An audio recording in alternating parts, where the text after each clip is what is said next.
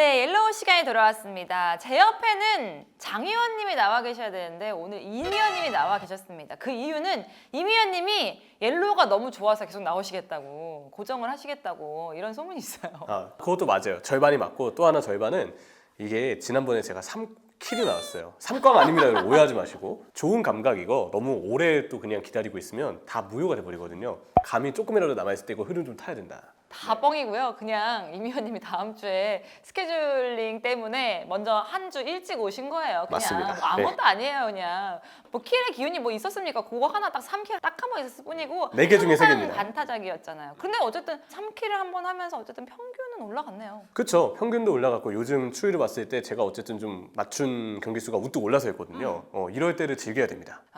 그럼 뭐 4킬도 아닌데 뭐 그렇게까지 그러시나 참 이해가 안 가지만 뭐 항상 반타작 하시는 분은 3킬도 굉장히 재밌을 거라고 이렇게 생각을 하시고 한번 진행을 해보도록 하겠습니다. 첫 번째 경기 첼시 대 아스널이에요. 아스널이 와 체력이 떨어진다고 생각을 했는데 결국에는 지금 노팅엄을 만나서 5골을 넣었어요. 대단한 거 아닙니까? 대단하죠. 일단 다득점을 다시 하면서 팀 분위기를 끌어올렸고 선수들의 움직임이 다시 살아났어요. 이걸 보면 역시 아스날은 여전히 페이스가 좋다라고 볼 만할 것 같습니다. 네, 아스널도 잘 나가는데 첼시도 잘 나갔었단 말이에요. 맞아요. 9경기 무패 행진이었는데 브라이튼을 만나서 지고 말았습니다. 너무 기존의 팀을 잘 만든 거죠. 물론 이제 이거는 데체르비 감독도 정말 지휘를 잘한 거긴 하지만 포토 감독 입장에서는 결국 이제 그 경기에서 풀리시과 스털링이 보여준 결정력 미스들 여전히 이 팀은 해결사가 없다라는 부분을 좀 많이 고민하지 않았을까 싶고요. 또 하나는 첼시가 이전 무패를 달렸을 때 경기들과 다르게 조금 이제 강한 압박을 받았거든요. 근데 강한 압박을 받으니까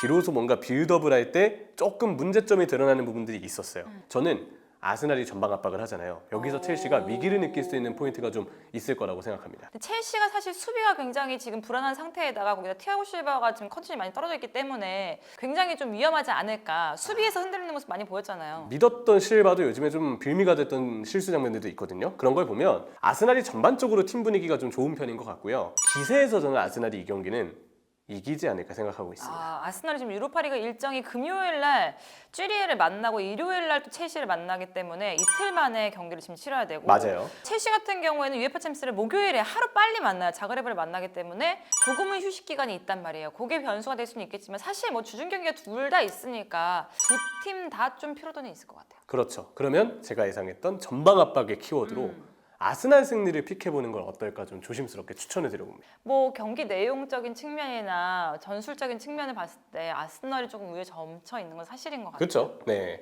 근데 한 달 정도 어쨌든 월드컵 때문에 휴식기가 있잖아요. 포터가 또 그때 팀을 좀 다듬고 겨울 이적 시장 때 만약에 첼시가 미드필더 쪽에 조금 수혈을 하는 게 성공이 된다면 그러면 후반기 맞대결은 조금 다른 국면이지도 않을까에 대해서는 생각을 좀 하고 있습니다. 어쨌든 전방의 맞대결은 아스널이 앞선다. 현재로서는 그러면 지금 세 경기 상대 전적을 봤을 때 아첼아였거든요. 아첼아.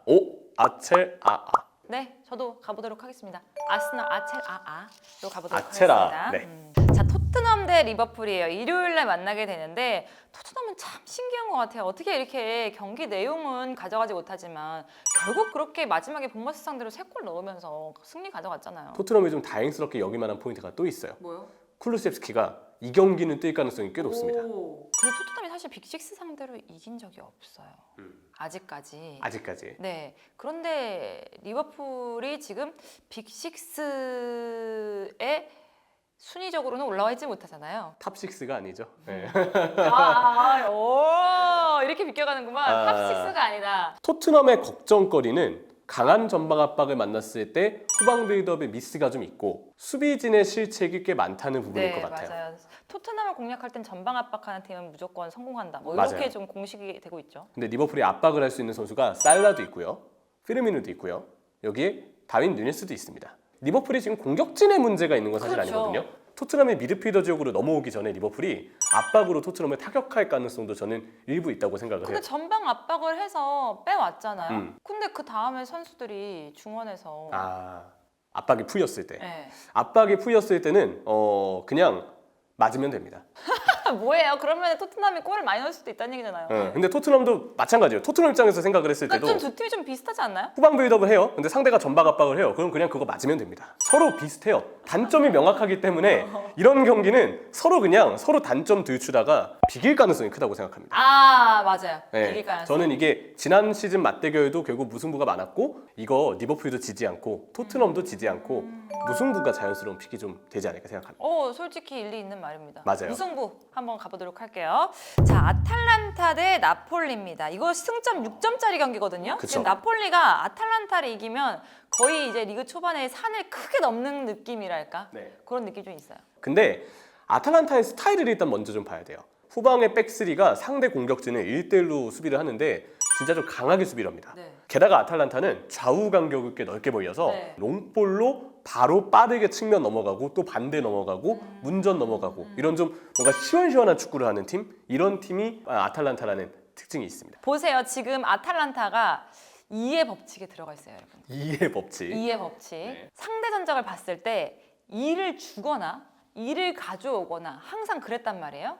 그런데 보세요. 나폴리가 2를 줄 것 같습니까? 김민재가 있는데 그렇죠. 그렇진 않거든요. 맞아요. 그럼 2를 취하겠죠. 네. 득점을 통해서. 득점을 나폴리가 가져가고 아탈란타가 2를 주겠죠.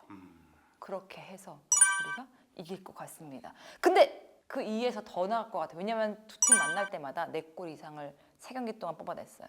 이것 또한 저는 나폴리한테 좀 이로운 부분이 있을 것 같아요. 왜냐면 아탈란타가 아까 얘기했던 백스리의 후방 1대1 수비 접근법이 나폴리 공격진의 개인 능력을 봤을 때 생각보다 그 쉬운 게 아닐 수도 있거든요. 오시멘, 흐비차, 크바라츠엘리아, 요즘에 라스파도리도 그렇고 이 선수들 1대1 능력이 워낙에 좋아서 중원부터 공격진까지 나폴리가 힘을 좀 낼 만한 분위기가 오히려 이 경기가 좀 아닌가 싶어요. 알겠습니다. 한번 어쨌든 우리 둘 다 맞게 똑같이 나폴리로 한번 가보도록 할게요. 이거 게임해야 되는데. 자, 로마 대 라치오입니다. 자, 지금 세리에 아예 승점 차가 너무 촘촘해요. 그래서 제가 계산을 해봤더니 아마 이 경기에서 로마가 이기게 되면은 2위까지 올라갈 수 있을 것 같고 라치오 역시 거의 2위 근저리까지 올라갈 수 있는 그런 상황이란 말이에요. 그렇죠. 특히 로마는 요즘에 보면은 이 8승 1무 3패로 리그 성적이 일단 굉장히 좋거든요. 근데 로마가 그렇다고 해서 지금 나폴리만큼의 막강한 팀이느냐로 봤을 때는 그건 아니라고 봐요.